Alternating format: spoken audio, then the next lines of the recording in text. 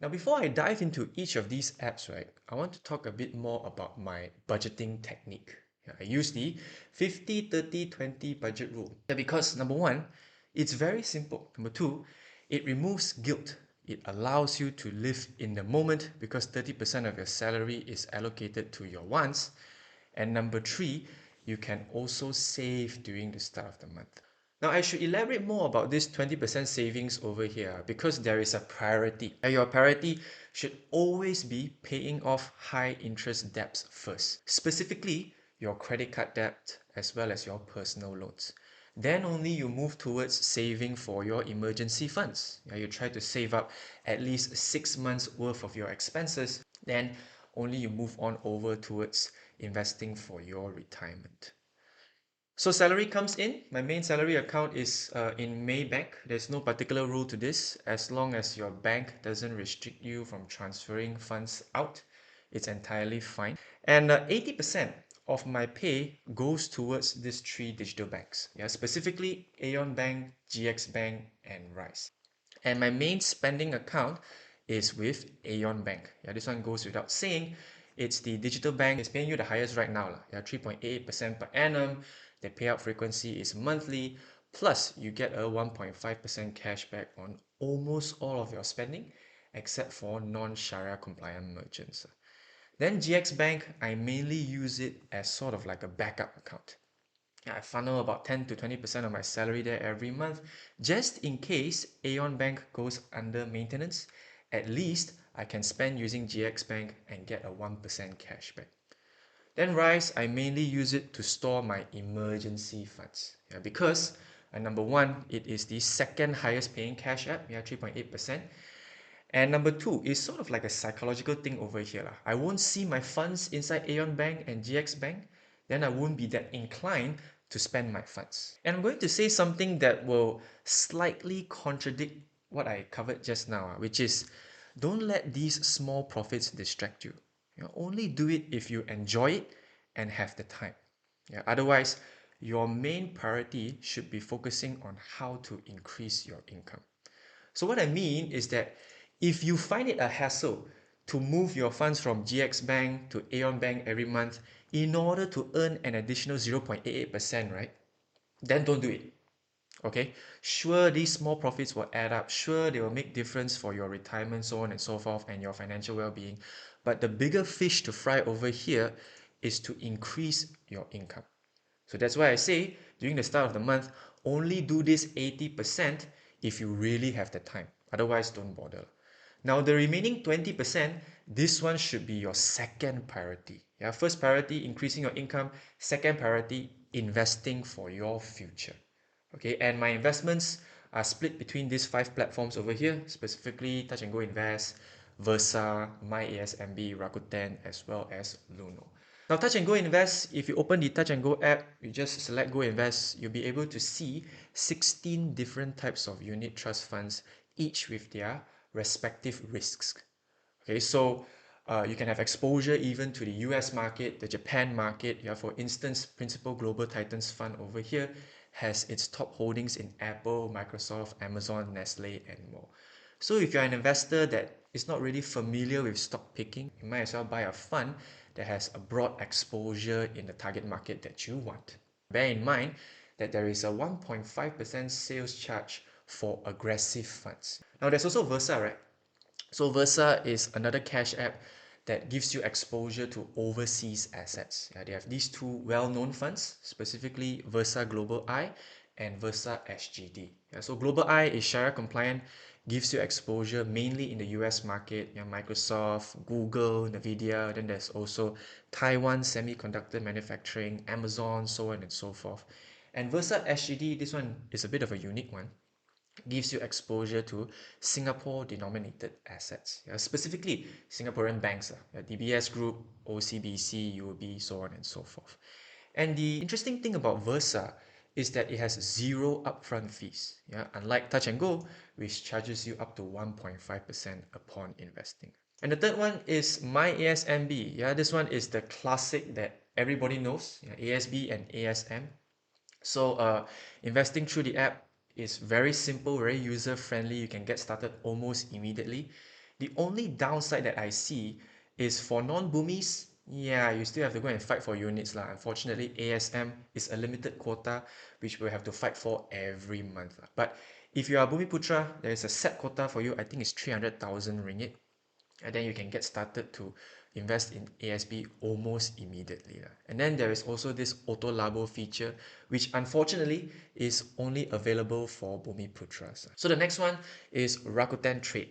And now I mainly use Rakuten Trade to invest in US ETFs as well as Malaysian stocks. Now my investing strategy is very passive, and I try my best not to stock pick. So for the Malaysian market itself, I only invest in Malaysian banks, specifically Maybank and Public Bank, because they are the most notable holdings of EPF itself. But when it comes to the US market, I invest in the entire US market. Specifically funds that track the US S&P 500. And my thinking is this: why have one company work for you when you can have 500 of the best companies working for you? Yeah, that's basically the S&P 500 index, right? Yeah, so ETFs like QQQ, VTI, and VOO, they are pretty much the same as you can see from this chart, right? Their performances are almost one-to-one.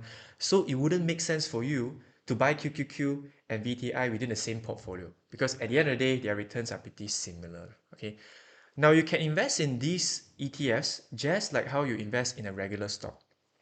Now, as long as your broker supports US shares, you can search for these tickers and invest them just like how you invest in Apple, Netflix, etc. And I know some of you will say that, hey, what about Mumu? Hey, what about M Plus Global? Yeah, to be honest, Rakuten Trade is not the broker with the lowest fees in the market for now. Yeah, Mumu is the most economical because they are offering a promotion. First 180 days, they only charge you a flat fee of $1 per trade. Which means if you put an order of 50,000 US dollars, Mumu's fees is only $1. Yeah, on top of other platform fees, other external platform fees. Whereas Rakuten Trade, they charge you 100 ringgit for MYR trading, 25 US dollars for USD trading, and M Plus Global, they charge you 50 US dollars. So if you have not registered for a digital broker just yet, you may want to consider Mumu because it's the lowest fees in the market for now. But for me, why I'm not using Mumu? Well, that's because I'm already using so many apps. Okay, and for me to go and create another broker register is a bit tedious, yeah, which is why I decided to stay with Rakuten Trade at least for now. And moving on towards my crypto investment, and this one I'm doing it through Luno, yeah, because it's very user friendly, it's very simple for those people who want to explore crypto and have yet to create an account yet, not sure where. Yeah, Luno is the perfect place to start. It's also regulated by the Securities Commission. Now, when it comes to crypto, experts recommend an exposure of not more than 1 to 3% if you are a low risk investor. And it is proven to significantly improve your portfolio returns and reduce overall risk. I know it's a bit mind-blowing, right? Invest in such a volatile asset, reduce your portfolio risk? How can? Well, that's according to experts. Okay. And if you're a high-risk investor, you can go to the high single digits, up to 9 to 10% you allocate it in Bitcoin. So Bitcoin itself, despite dropping 20 to 30% from its all-time high of 73,000 US dollars, it is still up about 40% since the start of the year, vastly outperforming other asset classes such as the US S&P 500 index, up about 10 to 15%, as well as gold. Yeah, gold is only up about 14 to 15% in a similar time frame. And why am I investing aggressively? Well, I've talked about this multiple times. So let's say right now you're a low risk investor, your average return is 5% per annum. You're investing in EPF, ASB, and ASM. Well, at this rate, it will take 14.4 years for your current funds to double itself. But just by exploring riskier assets, you increase your returns slightly by a mere 2%, you increase it to 7%, right? The time taken to double your funds is 4 years quicker. So if you're young, you are a very long way from retirement, as much as possible, you want to maximize your returns. I think long-term wise, IBKR would have lowest fees. Could you explain why you would still stay at Rakuten for US stocks, considering the tax? Also, is fractional shares available for ETFs like QQQ or VOO in Rakuten? Okay, now long-term wise, well, for me, I'm not a trader. If you're a trader, you frequently trade the markets every day, you want to buy and sell these stocks, right? Then as much as possible, as soon as possible, you want to use whichever broker that has the lowest fees. But for me, I only invest in QQQ or VOO once every few months when the US market, or specifically the US portion within my portfolio, drops below my target allocation. Now, I've talked about this many times before, how I manage my portfolio. I allocate a specific percentage for each asset. And so for the US market, now this, let's say, is my entire portfolio, like 100%, including EPF. EPF, let's say maybe it's about 20 or 30%, then I allocate 20 or 30% in the US market, then maybe 10, 15% in Malaysian market, so on and so forth, right? If let's say in the next few months, the US market falls, then that weightage within my portfolio decreases. It will prompt me to invest more. So you can see, right, since the US market is making new all-time highs right now, there's really no motive for me to frequently invest. Yeah, in that case, that doesn't really make a lot of difference when it comes to whichever broker that I'm currently using. So I'm only using Rakuten right now because it's the most convenient for me.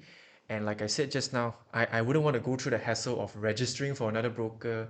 Then every month I have to go and check different types of apps. I'm already using so many investment apps, right?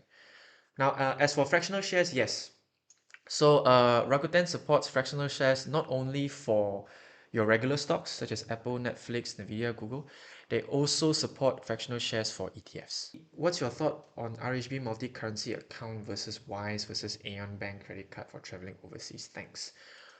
Well, actually, Emir from Millennial Finance done a very good comparison on Wise versus GX Bank when it comes to overseas spending. So he has come to a conclusion saying that GX Bank, for now, is the bank that is the most rewarding when you spend overseas. When I go overseas, I personally will use GX Bank because the 1% cashback, and AEON Bank as well. Unless AEON Bank restricts me from paying for a specific merchant, then I will use GX Bank. There's no need for me to purposely register for an RHB multi-currency account.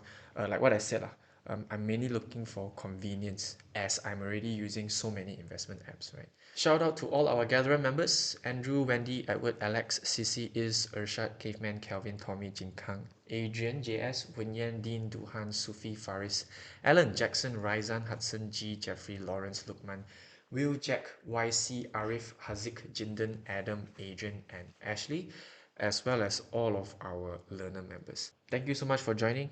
I will see you guys next Sunday, 10 p.m. Bye, guys. Good night. Stay safe.